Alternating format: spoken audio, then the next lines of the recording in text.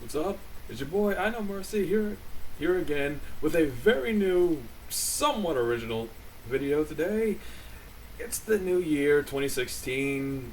We all looking back on the last year with fondness or despair in case your last year sucked. But we're also looking forward towards new things that are coming out and all the exciting possibilities that the next year can bring us. And here I'm going to give a rundown of 10 games that are coming out in 2016 that I am personally very excited about. Starting with this one right here. 今度のバトルはアクションだ。特権トーナメント。Pokmon Tournament. A game that honestly a lot of us in America were really afraid that it was going to get ported over and it was going to be a Japanese exclusive arcade game, but no, it did eventually come to the Japanese Wii U market, and this year it is finally coming towards America. And first of all, Pokmon Tournament is a fucking stupid name. We get it. It's a combination of Pokemon and Tekken, but really? That's the name you go with? Okay, whatever. So, yeah, Pokmon Tournament. That's not really much to say about this. I think pretty much anyone who grew up with Pokemon always wanted there to be a Pokemon fighting game. There's actually been a couple of Pokemon fan-made fighting games in the last couple of years or so, and now we're actually getting an official one. I doubt it's going to have the entire 700 plus Pokemon in it, because that'd be fucking ridiculous. So far we've had we've had Pikachu, obviously. We've had Lucario, Machamp, Suicune, Gardevoir, and no, I think that's it. Yeah, only 5 Pokemon have been featured so far, with a bunch of little assist Pokemon here and there coming out to help you and shit. And it looks good. It looks like your typical fighting game. It's going to have little Pokemon things in there, here and there, but like, it's good. It's going to be fun, I think. And it's going to be fun, I think, and you know, that's all that really matters. Next.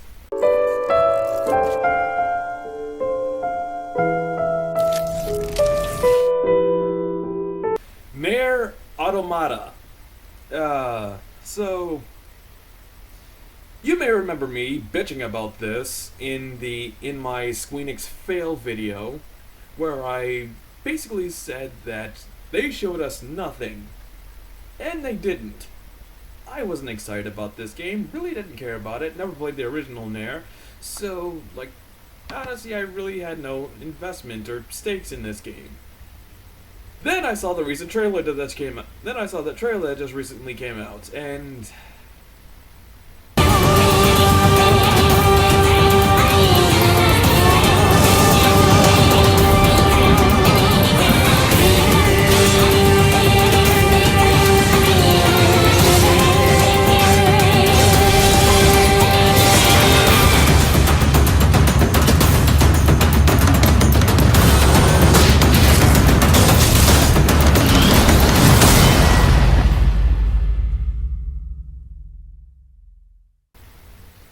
yeah, apparently I didn't notice a Platinum Games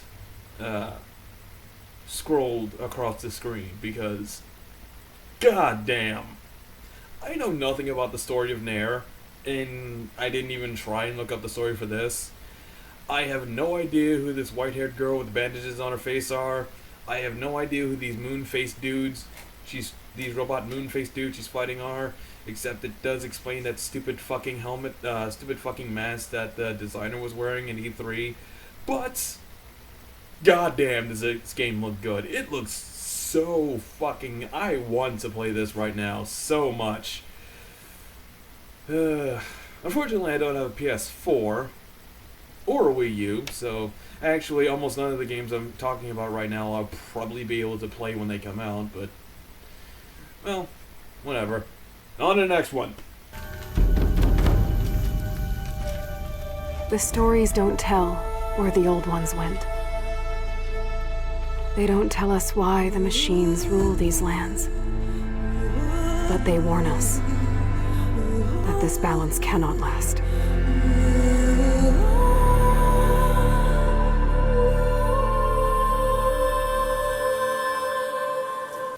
Have you ever wanted to play as a futuristic Merida fighting giant robot animals? Well, if you have, Horizon Zero Dawn is the exact game for you. Because, okay, it's obviously not Merida, she doesn't have a Scottish accent, and honestly her personality really doesn't seem that familiar to Merida, but god damn it does she look like her.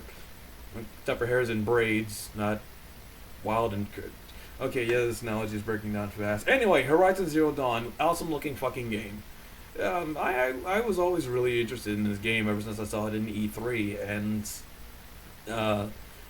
yeah, it still looks really damn cool, and I'm really excited to learn more about it and learn more about this world and how it's in the future, far into the future, and society is apparently broken down. Except there are still giant robots all over the place, and that's kind of interesting. And apparently they're techno-organic, which is cool because they're like real animals, but they're robots. And one thing I think is actually kind of cool is that the girl you play, Ailery or something like that, I don't know. She actually kills a robot while she's sneaking around looking for whatever it is she's looking for in the mission she had in the demo, and she actually apologizes to the thing. And I think that's actually a really important piece of information about this game, because I don't think that they realize that robots aren't sentient creatures. These people, they don't realize that because they probably have no idea what a robot actually is. They just see these giant metal monsters and just assume they're alive without actually knowing what they are or where they come from. And we don't know where they come from. We just know that there are giant animal robots roaming around this place that act like real animals, and that's really damn cool. And I really want to know what's going on with this world, and I cannot wait to play this, if I ever do. And I really hope I do, but whatever. So yeah, Horizon Zero Dawn. So fucking cool. I can't wait to play Caveman Merida killing giant T-Rex robots. Next! I am alone and scared. I beg for your guidance. Before the darkness takes me, I see you.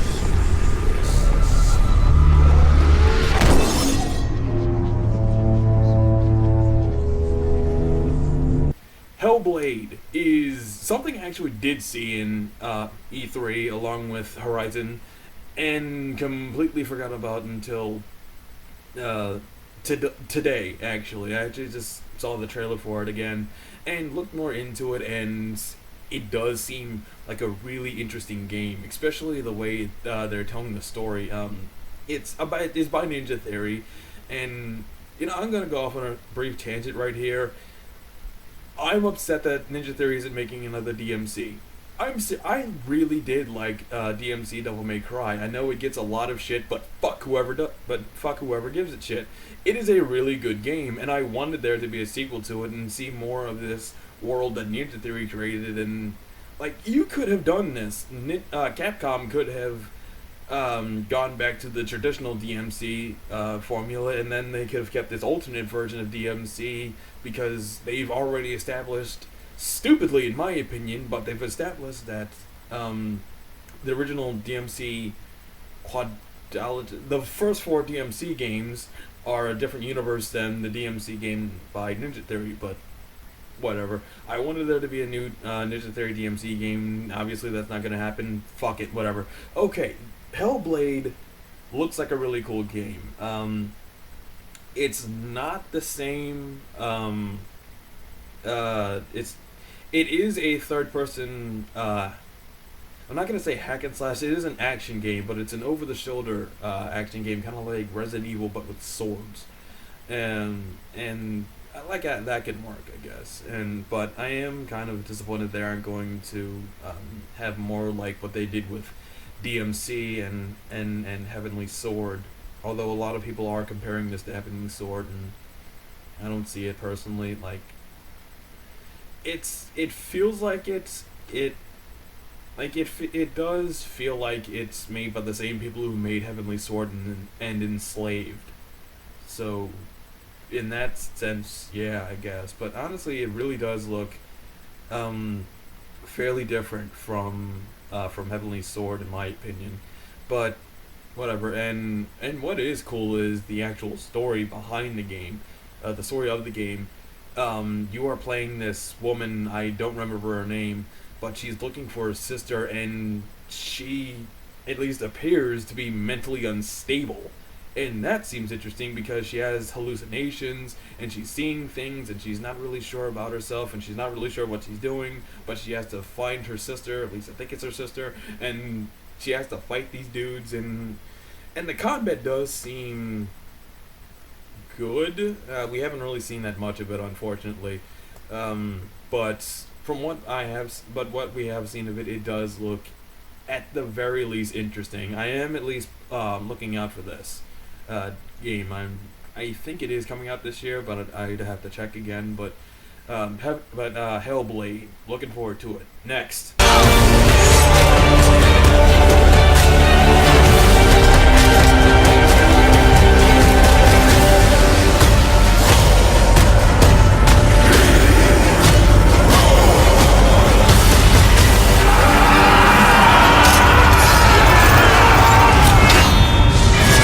For Honor, a game I was so hyped for. I wanted to play this game the second I saw it. I just, damn, I want to play this game so fucking much. And, like, I'm not a huge history buff, honestly, but I've always liked, games where like medieval games, like sword and sorcery, fantasy shit, and it doesn't have any magic in it, which makes sense because it's not really about that. It's about warriors and fighting. It's like Deadliest Warrior, except not shit, because it's three factions. It's Vikings and samurai and knights, and they're fighting over like places. Basically, it's like it's like Call of Duty, except with swords and shields and shit. It's like a cross between. It's basically, actually, now that I think about it, it's kind of a MOBA. That's basically what it is. It's a 4-on-4 match for control points with a bunch of random mooks that you can kill and grind experience from. It's basically League of fucking Legends, and but League of Legends without magic and without the interesting character design, honestly. Pretty much all the characters that you have are just nondescript people of whatever warrior class that you've chosen. There's random nondescript knight, random nondescript samurai, random nondescript Viking, but but the gameplay of it really does make up for that lack of personality, I guess you could say, because the fighting is so brutal and so visceral, and it's not. I don't want to say it's not fast paced, but it's different from something like, say, Devil May Cry or Bayonetta or something like that. It's actually more similar to Hellblade's combat. When you're just taking out the random moves, you can just mow them down, no problem. But if you're fighting another player, that's when things get interesting, because then you have to take into account the way they're going to move and when they're gonna block and where you can find an opening in their defenses, and it takes time and patience and skill, and you're not just mashing buttons until the dude you're fighting dies. You actually have to think about how you attack and when you block and how you block and how you move and your positioning, and you can actually find yourself in a major disadvantage even in a one-on-one duel, if your opponent is standing up a flight of stairs and you're looking up at them, and they have the height advantage on you, and you can even have multiple people attacking you at once, You're fighting this dude, and then his teammate comes up and starts hacking at you, and now you have to fight off two dudes at one time. And I don't know if you can actually win like that, but if you can, it'd be fucking awesome. And I just want to play this game so much. It looks so fucking cool. Okay, so yeah, For Honor.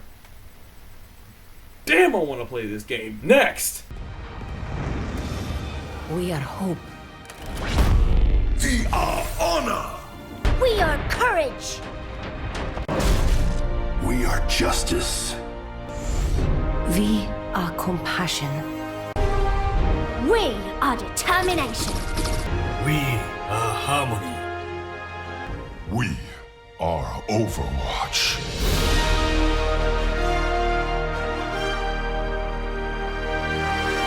Overwatch is a game that I've been paying very close attention to in the last few months. I've been looking up the characters, I've been looking up the maps, just everything about the game that I could find and absorb all of it. I just wanted to know so much about this game. I am so excited about this game.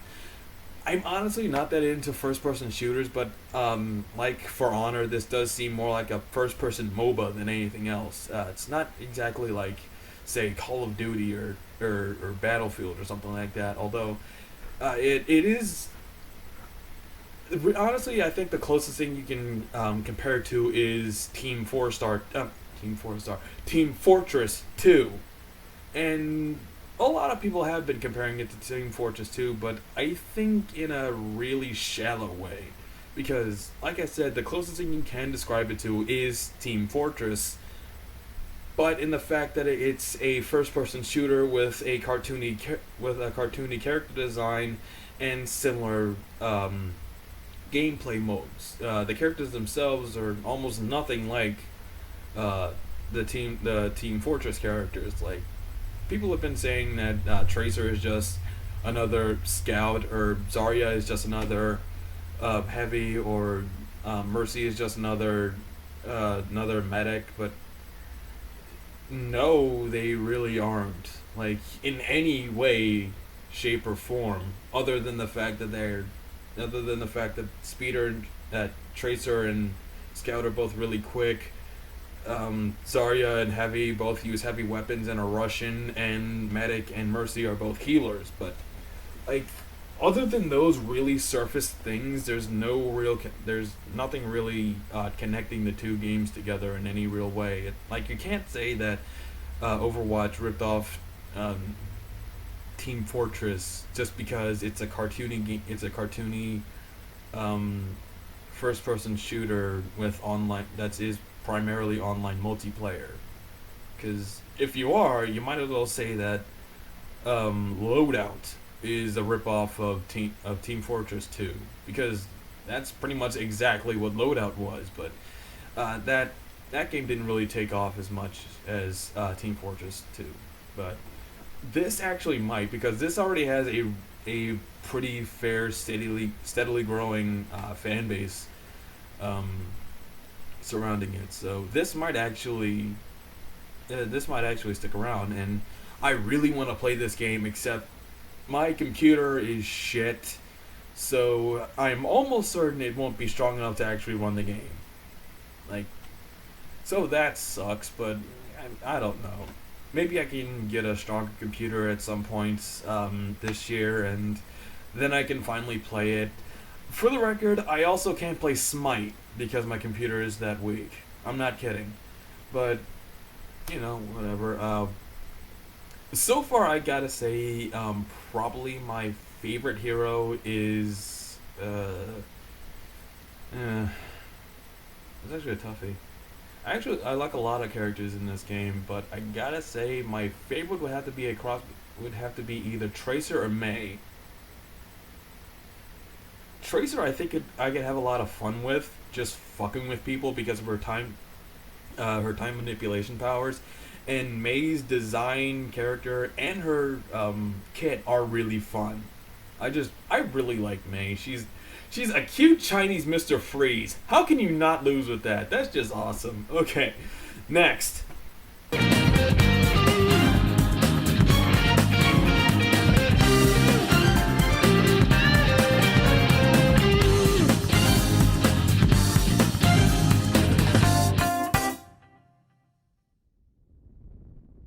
Persona 5 is a game I'm excited about, but only because I have never played a Persona game before. I've never played a Shin Megami Tensei game before. I've always wanted to, but I've never had the opportunity. Either I've never had the money, or I've never had the console, or just couldn't find it. But maybe if I get a PlayStation 4 this year, which I seriously doubt, but if I do get a PlayStation 4, Persona 5 is definitely going to be one of the first things I pick up. Basically my experience with the Persona games has been Persona 4 the animation. That's about it. And that was really fun. I really liked that anime. It was a good anime, and like it made me want to play the game a lot more, but I haven't been able to. Like, if I get a Vita, I might pick up Persona 4 Golden, but I don't have a Vita, so whatever. But I've always liked the idea behind the Persona games. You know, like, it's in high school because, of course, it's in fucking high school because like 90% of Japanese media takes place in high school,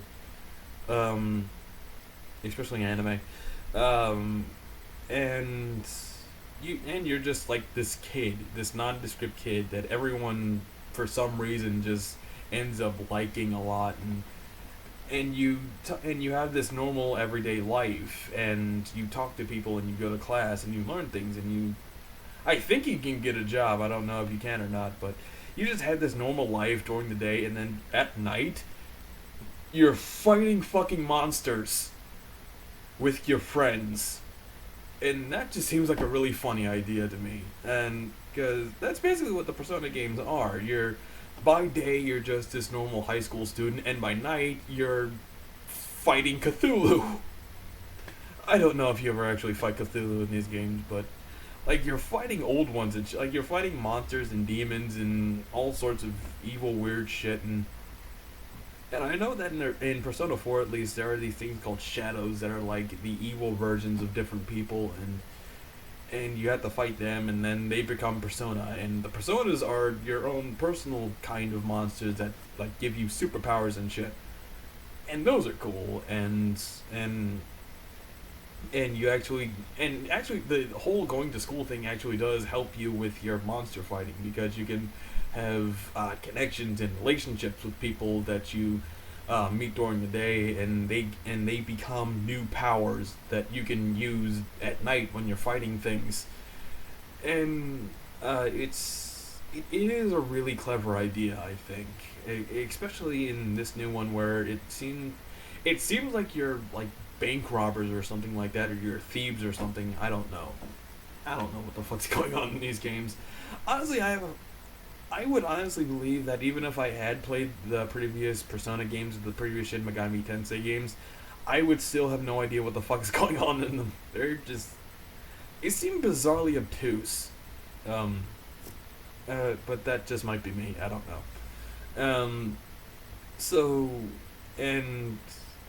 And yeah, that's about it. Persona 5. Really looking forward to my first Persona game. Next.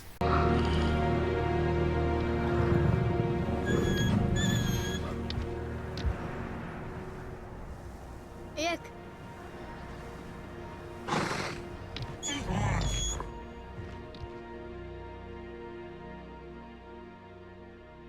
The Last Guardian.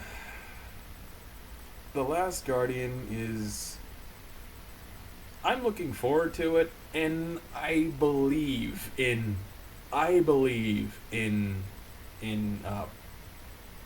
Project Echo. I think that's what the studio is called. I believe in them because Shadow of the Colossus was so fucking fun. It was such a good game.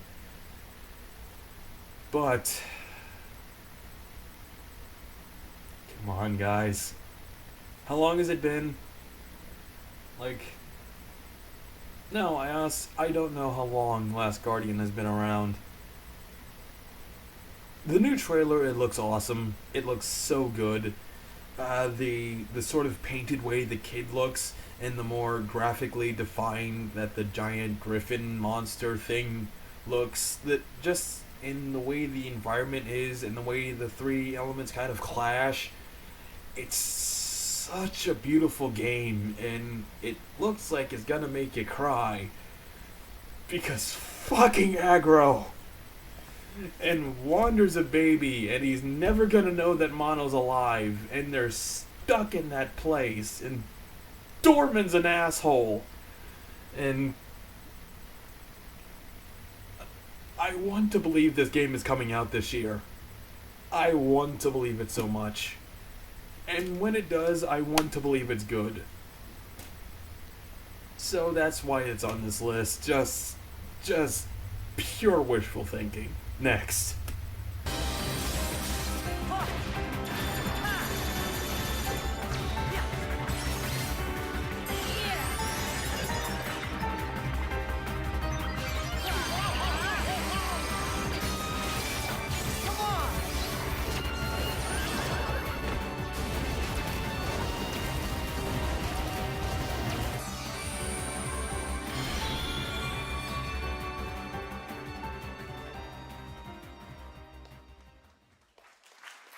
And now, Kingdom Hearts 3. I have nothing to say. Kingdom Hearts 3. I want you to finally come the fuck out. Get on with it. Yes, get on with it! Okay, no, I guess I gotta talk about this. Alright, so, Kingdom Hearts 3. I'm excited. I will admit that. I really want Kingdom Hearts 3 to come out finally after more than 10 years. But unlike me bitching about Final Fantasy 15 coming out after 10 years, I can't get too mad at Square for not releasing 3 since 2 came out in 2006, because wait, was it 2006? Yeah, it was 2006. Because Square has been releasing Kingdom Hearts games. Like, they've been making Kingdom Hearts games since Kingdom Hearts 2. Yeah, they had Birth by Sleep, they've had Coded, they've had 358 Days Over 2, they've had Dream Drop Distance. Like, 4 Kingdom Hearts games have come out since well, 5 if you count Kingdom Hearts Chi. 5 Kingdom Hearts games have come out in between Kingdom Hearts 2 and 3, so, like, they've actually been doing shit. You know, they've been fleshing out the world. Whether or not you actually feel the world needed that much fleshing out is... okay, it's not up for debate, it really didn't, but the fact that they actually took the time to release 5 separate games to build up the Kingdom Hearts universe shows that they're actually trying to tell a cohesive story. They're failing, but they're trying. That's important. Final Fantasy 15 has been Final Fantasy Versus 13 for, I'm going to say, about 8 years, and then has been Final Fantasy 15 for 2. Fuck Final Fantasy 15. You'll notice that's not on this list. But Kingdom Hearts 3 is, and from the trailers we've seen and the screenshots and the interviews and everything that we've been hearing and talking about from both Disney and Square, this is going. I like to think this is going to meet expectations. The new art style looks great. The Sora's new costume and his general redesign look great. The fact that they've included Keyblade transformations, which is something that hasn't been introduced, that hasn't been really touched on since Birth by Sleep did it, is really interesting. And the fact that they've sort of replaced the summons with these Disneyland attraction attacks, those seem really fucking cool. And we actually do know at least 2 worlds that are going to be in this game. One inspired by Tangled, and one inspired by Big Hero 6. We don't really know much about the Tangled world. I'd like to think that Rapunzel is going to be a party member with her fucking frying pan, just whacking Heartless with it. That's going to be hilarious. And we know that in the Big Hero 6 world, it's going to take place after the movie, and the boss is going to be the original Baymax. the original Baymax unit that Hero left in. Spoilers, by the way.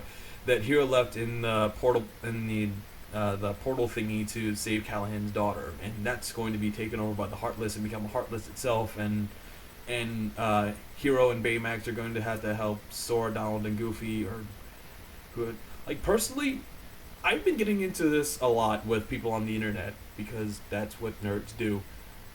Here's what I want for Kingdom Hearts 3. I want Sora, Riku, and Kairi all to be playable. At regular intervals. You switch. Like think how Birth by Sleep did it, and think how Dream Drop Distance did it, and combine those two in ways that don't suck. Like, okay, you start off as Sora, because of course you do. You start off as Sora, you play through a couple of worlds, and then it comes to a natural resting point in the story, and then you switch over to Riku. You play through him through a couple of worlds, you come to another natural resting place, and then you finally get to play as Kairi. I want to play as Kairi so fucking much. Because this goal has been shit on both by the fans and by Square itself. She gets no love in this series, and I don't know why. She finally has a Keyblade, and she doesn't do anything throughout most of the series. She fights one battle, and you don't even see it. And it's so irritating, and I want Kairi so much to be a playable character. And in her party, I want Axel. I want Axel and Kairi to be in a party together and have there be tension because Axel kidnapped Kairi, and Axel's not Axel anymore, he's Lee, and he's not an ass. Well, he's an asshole because that's Lee's thing. Lee was always an asshole, but he was more of an asshole when it was Axel, but he's not Axel anymore, so he's still an asshole, but he's a good asshole. And they have to deal with the fact that Axel did kidnap Kairi and sort of deal with that, because Lee is obviously going to be fighting on their side against Master Xehanort. Also kind of want Pluto to be in a party too. Next. Amidst these chronicles, a new entry shall be inscribed. One replete with unexpected encounters and heart-wrenching farewells. One where the fate of a planet hangs in the balance.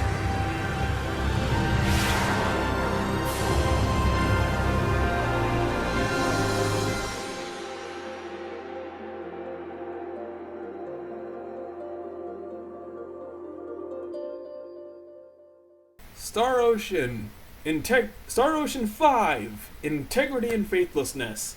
Another game I really want to play with a stupid fucking title. What does that even mean? No, say, what does that even fucking mean? Integrity and faithlessness. What do those two have in common? What does that mean? I don't know. But, yeah, the next chapter in the Star Ocean series. I think this actually happens before Star Ocean 3, which makes sense because they kind of destroyed the Earth in Star Ocean 3, so they, yeah. But yeah, yeah, it's your usual save the universe deal or save a single planet deal. The trailer actually only says that you're trying to save one planet, which is kind of a step down from 3 because you saved the entire galaxy.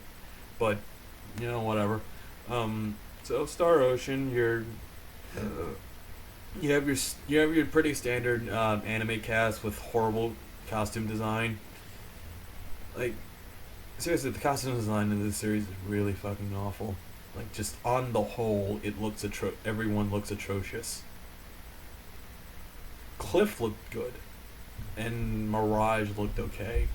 Nell wasn't bad. Clearly, I've only ever played 3. No, honestly, I've only ever really played Star Ocean 3. But I liked it, and I was always excited about Star Ocean 5 when I first heard about it, and they showed gameplay in E3, so that was cool too. And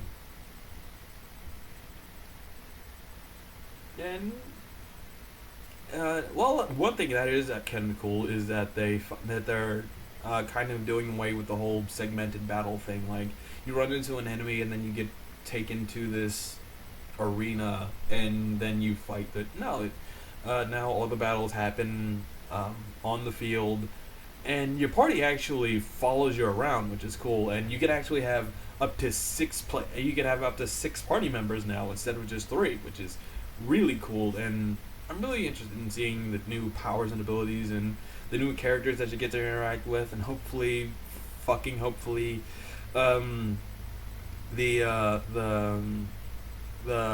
voice acting is going to be a lot better than it was in Star Ocean 3, because the voice acting was passable with some characters, and some characters it was really god fucking awful.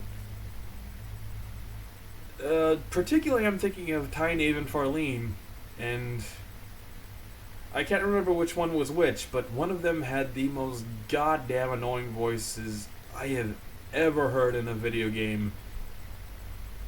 Kinda made me wish Albel had actually killed them. I have never wished... it's really rare that I wish death on a character that's on my side, but god damn it, I wanted that bitch to die. Just so I don't have to keep hearing that voice. But, you know, whatever. But there you go. Those are my top 10 video games I'm looking forward to in 2016. I'm not sure how many of them I'm actually going to be able to play, but I will say that they do seem really damn cool. I really am looking forward to getting these games and being able to play them and experience them. And you know, if I ever actually do play them, I'll be sure to let you guys know how good they are. If they suck, which hopefully they won't, but if they do, I'll let you guys know. And you know, that's how we do. That's our thing. All right. I'm I No Mercy, the Mad Hatter. I'll see y'all later.